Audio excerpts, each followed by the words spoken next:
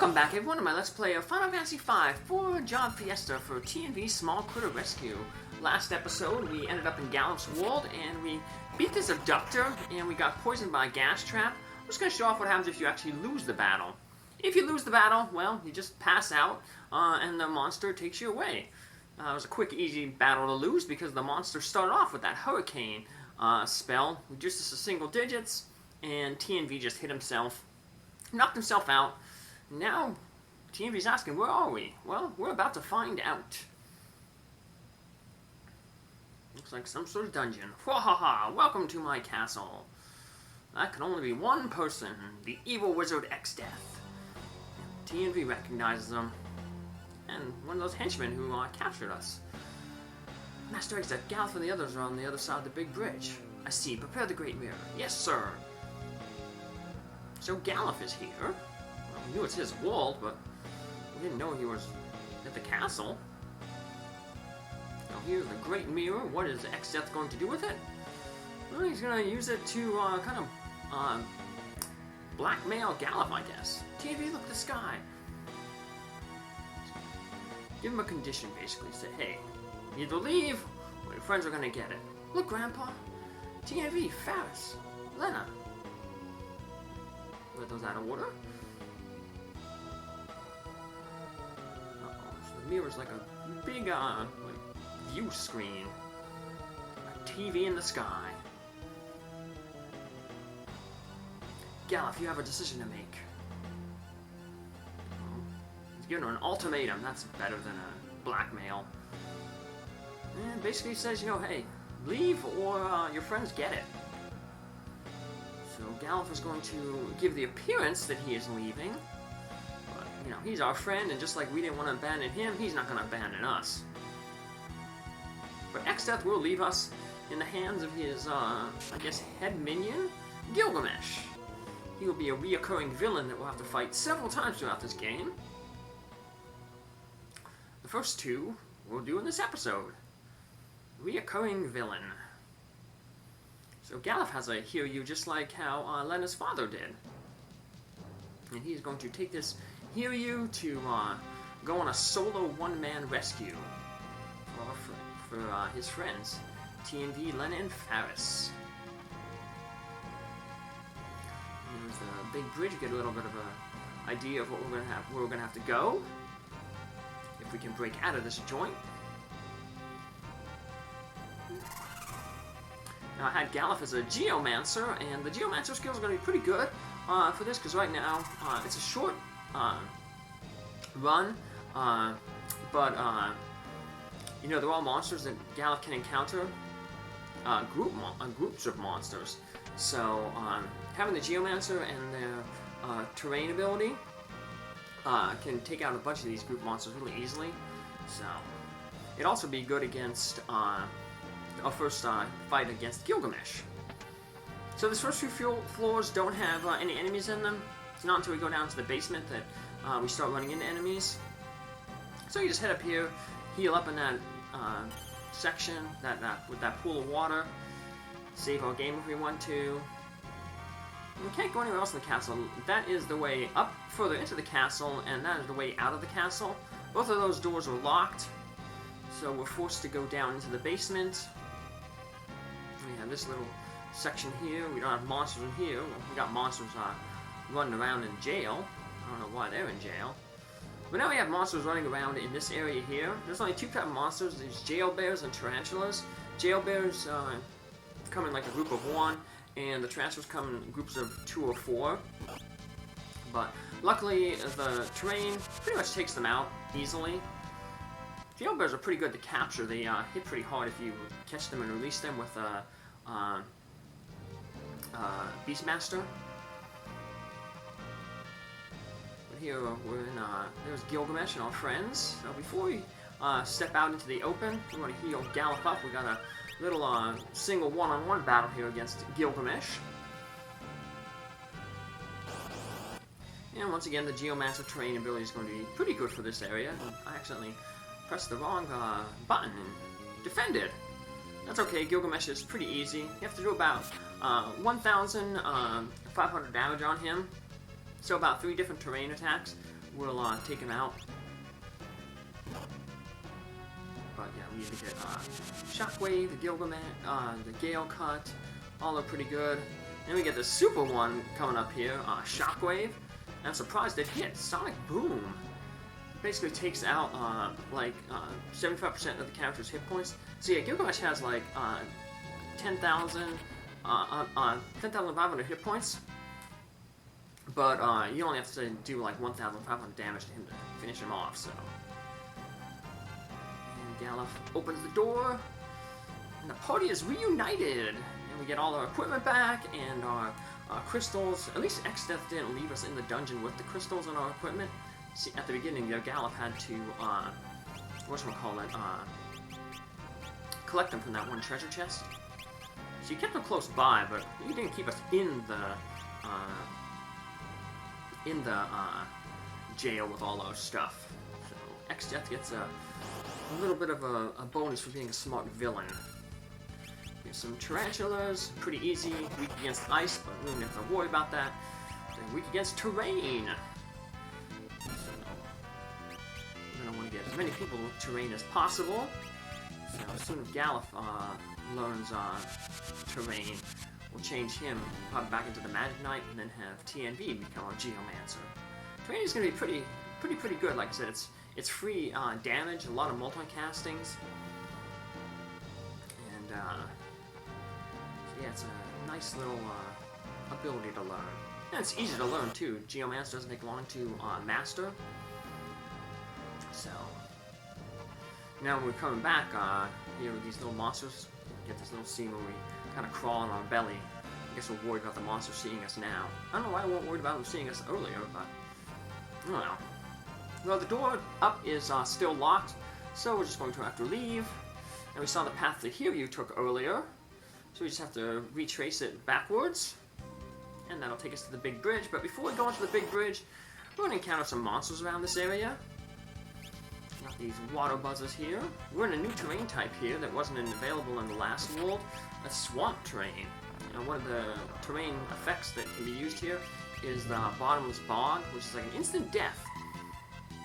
Hits everybody, and luckily these ain't boss monsters, so they're pretty susceptible to instant death. Yeah, we took them out real easily there. And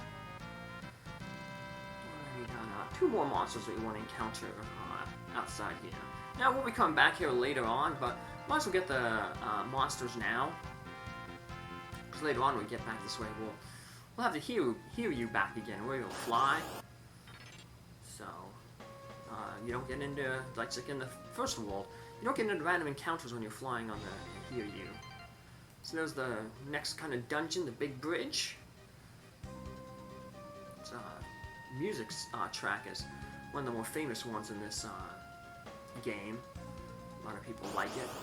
One of the top tracks. A lot of people claim is their favorite in this game. There's another new enemy, the Rock Brain. There's always looks like a weird, like a bear ripping a hole in reality. They have some pretty tough attacks. They have that Dark Shock, which is a blue magic attack that can half your level.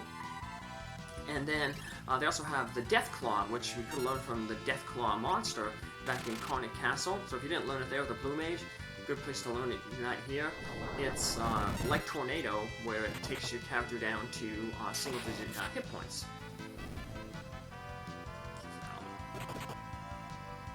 You also can paralyze the target too. Jitterbug Dance that steals hit points.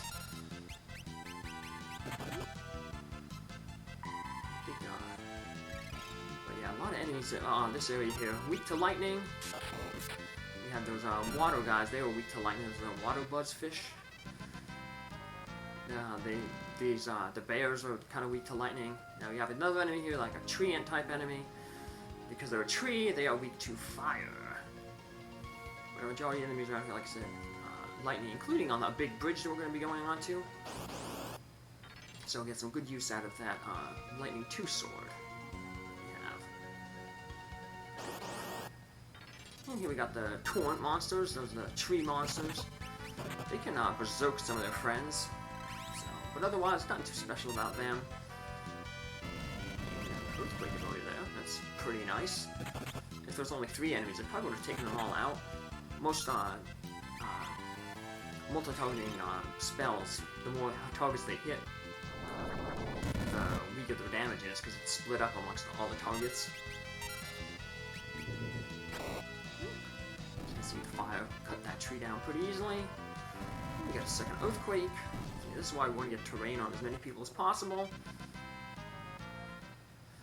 And it gives pretty much all makes some random encounters pretty easy. If we just have everyone hitting terrain, if we get lucky enough to have the multi-targeting ones. So even though the big bridge on the overworld is horizontal, for dungeon purposes it is vertical.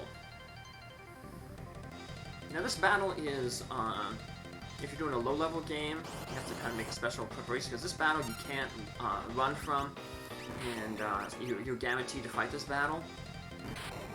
The the other battles, they can be avoided by taking certain steps on the bridge. There's only certain tiles that that trigger the battles with enemies.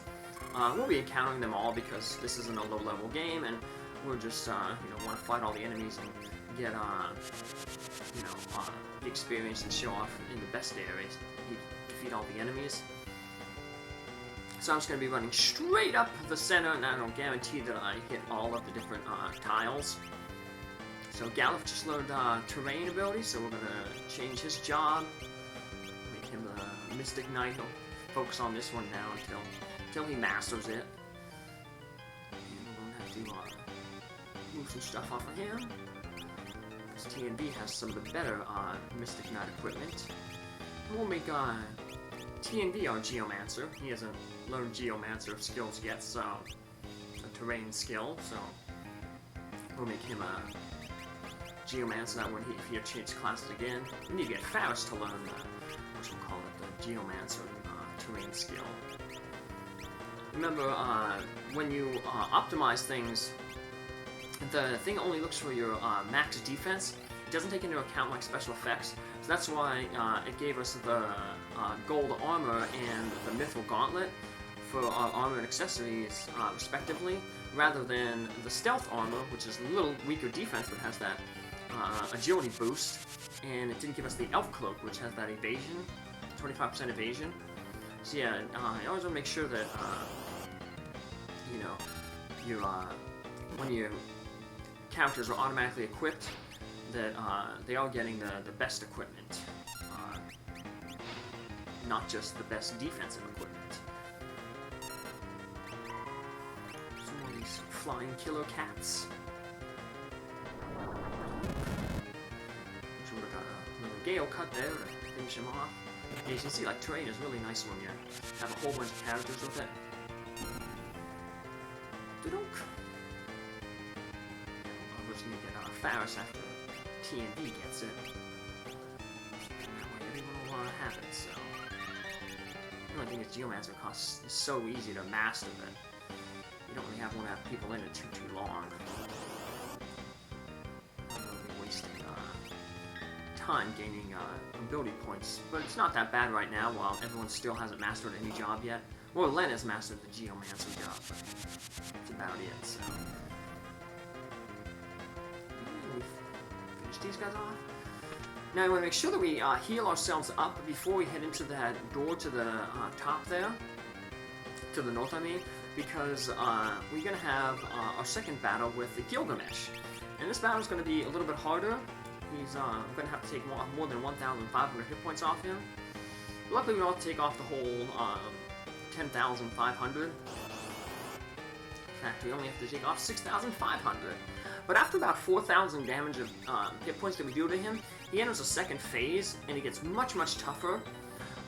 When he enters that phase, he starts doing a jump attack, which is an ability that the Dragoon has that we saw that Kane had, or Jarvis had back in Final Fantasy IV, my playthrough of that.